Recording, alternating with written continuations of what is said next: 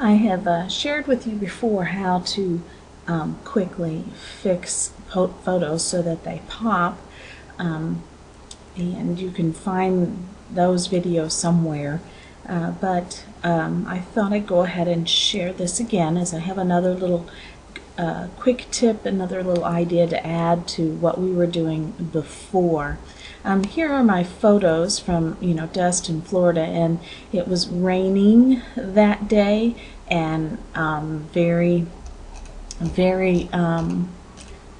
cloudy, and the water just was not picking up the sun as it should have, and you can see that they're all not really vibrant. And so I've got one pulled in here, and I needed to edit it just to, because you can see here it's really cloudy, looks like a very dreary day because it was, and I needed to make this photo really pop. This might not be the best choice with this coming up here, but we'll work with it anyway to show you the techniques. First thing that I always do is get a new adjustment level layer for levels, and move these sliders to where they begin to come to where the hill starts, and you can see just moving that, I'll move it back and forth here, just moving that over already makes it look like a sunny day in my photo.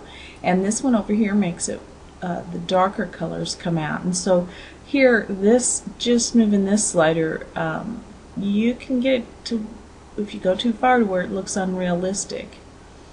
But you can see it really helps to make the caps of the waves. And so I'm going to click OK.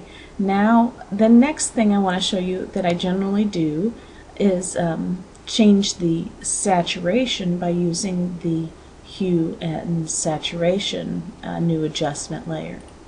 Now when I do this, it's affecting the entire photo, and when I bump up the saturation, you're going to see how it makes the ocean much, see, here's the original color, and here is the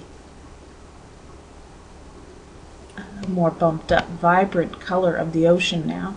However, you're going to notice that it takes away the pure whiteness of the beach, and that's one of the things down there in Destin, Florida, where I took these photos, that is so marked as the pure white beach. So I don't want to take that away from my photos. You can see it's not pure white anymore, it has more browns in it, and so I want to be able to apply this saturation to only the ocean.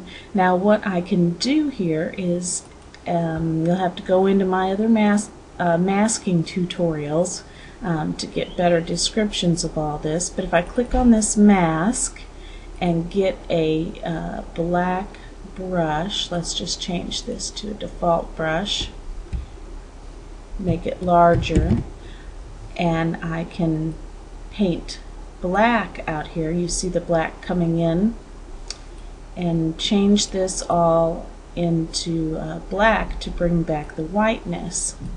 And that's easy enough to do with this photo.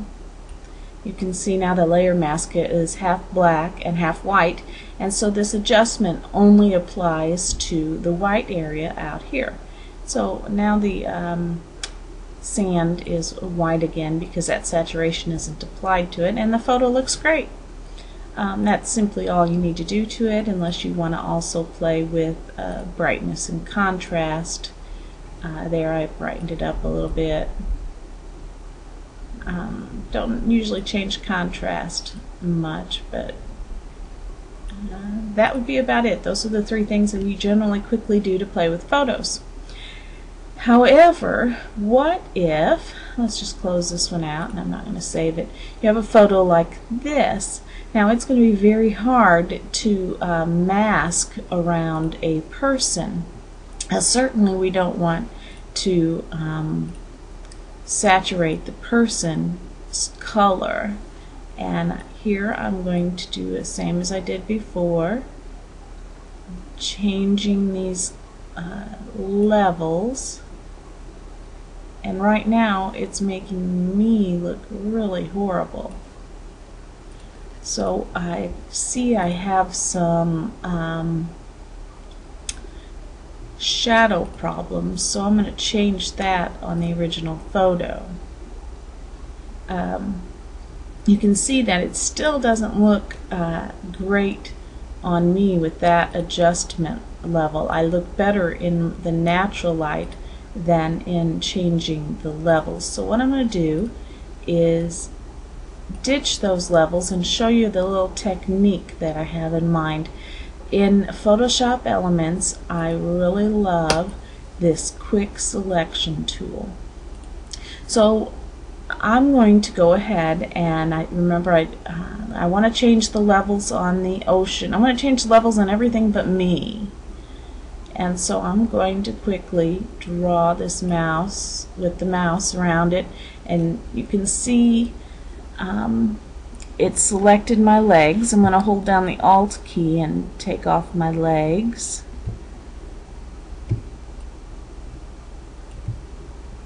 Go ahead and get that in between my legs.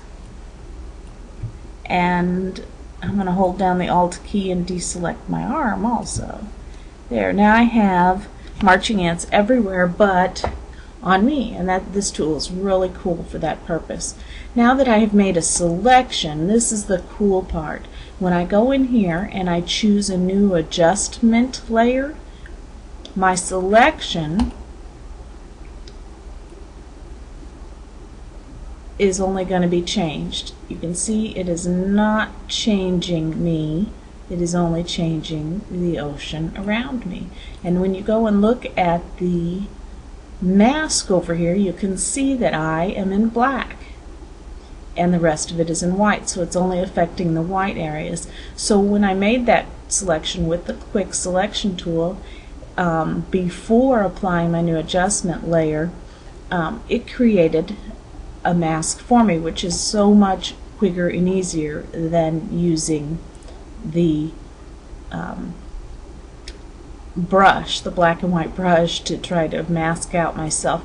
So let's do that again with this quick selection tool. Remember, I only wanted to change the color of the water and not this sand out here, and so I can draw around and get this water. And then I'm going to click the Hue and Saturation. I don't think I drew around that very well. Here, let me go back. I missed this area here. I'm going to get the Hue and Saturation and bump that up. And you can see now that only applies to this wide area up here where the ocean is, and it made that mask for me. Isn't that pretty cool? Now you can see that I think that changing the levels on the water made it so the sand wasn't so white. So I'm going to try to make that sand white again. So let's select the sand and include this little area here. It's not picking it up very well. And I'm going to choose the brightness and contrast, and I'm going to brighten up that sand,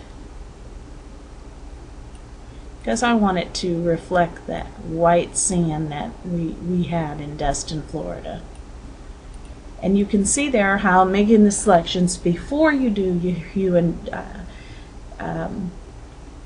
before you do your new adjustment layers will help you define better the various places of the photo and really make that photo pop, because we went from before on a very cloudy day to after, and I left me in the natural colors.